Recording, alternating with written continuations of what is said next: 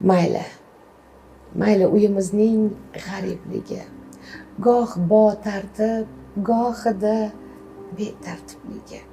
Yaraldiki dunyo g'ami aribdimi, meni uyda onam kutib tursa bo'ldi. O'starginam ko'zlarida yoshi qalqib, boshlarida tursa ro'mollari salqib, bu qorong'u umrim aro nurdek balqib, meni uyda onam kutib tursa bo'ldi.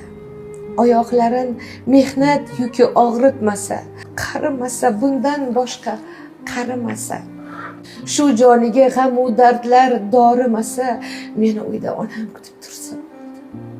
Yodlab yetti yot aqrabo keshlarini, boshlaridan otib dunyo ishlarini, otam bilan kutib yozu qushlarini, meni uyda onam kutib tursa bo'ldi.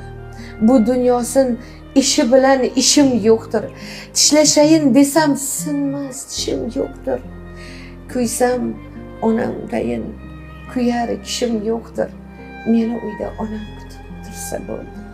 Birodarlar, bilmaysiz bu shunday g'amki va shundayin ko'ngil quvunar bir bayramki, qishlog'imga 1000 yil o'tib borsam hamki, meni uyda onam kutib tursa bo'ldi. Meni uyda onam kutib tursa bo'ldi.